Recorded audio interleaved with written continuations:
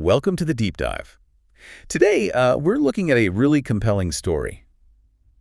It kind of gets to a big question, doesn't it? It really does. How much does where you start out, dictate where you end up? Exactly. Versus the choices you make. And we're diving into the life of Ben Carson.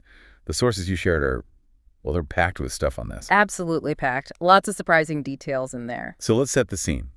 From the sources, his early life. Wow. Growing up in pretty deep poverty in Detroit, Michigan. Yeah, not just average hardship. We're talking serious poverty.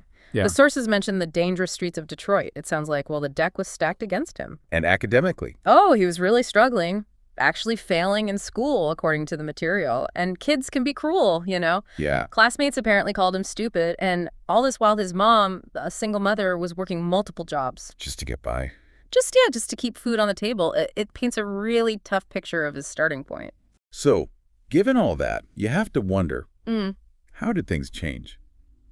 The sources point to a specific moment, a turning point.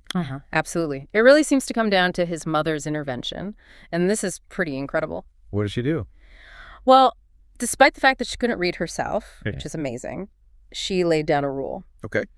Ben had to read 2 books every single week. And write reports on them, actually. 2 books a week from someone who was failing. Exactly. Seems simple, maybe, but think about the consistency. That one rule, that choice made by his mother, it changed everything for him. So that's the catalyst. It wasn't some miracle, just disciplined reading. Pretty much. The sources really emphasized this wasn't just about facts from books. It was, opening his mind. Right, seeing possibilities beyond Detroit. Seeing possibilities, building discipline, and, crucially, it allowed him to start dreaming, to think maybe things could be different. That's where choice starts to kind of rewrite the script. And what a different script it became. From those beginnings, he goes on to become, well, a world-famous brain surgeon. Not just a brain surgeon. The sources highlight something extraordinary he achieved. Ah, the surgery. Yeah, the surgery. He was actually the first doctor in history, the first, to successfully separate conjoined twins who were joined at the head. Wow. I remember reading about that. How long did that take? A 22-hour surgery. Can you imagine the focus, the skill, the perseverance? It's incredible. And that connects back maybe to that early discipline from reading. You could certainly draw that line. That kind of intense focus and dedication doesn't just appear overnight. It's cultivated. And his story didn't stop in the operating room.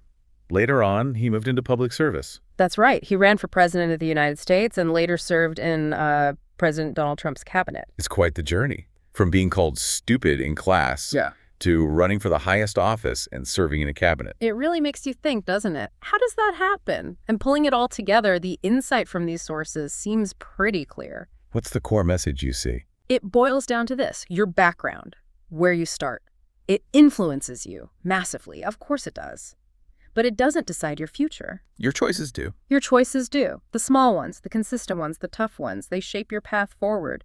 It's about agency, really. That's a powerful idea. And for you listening, thinking about Ben Carson's story through these sources, it really lands that message, doesn't it? Your start doesn't have to be your finish. Exactly right. So maybe the question to leave you with is this. Think about that reading rule. 2 books a week. It seems small, maybe, but look at the impact. What small, consistent choice could you make? Something that, regardless of where you are right now, might just shift your own trajectory. Something to think about.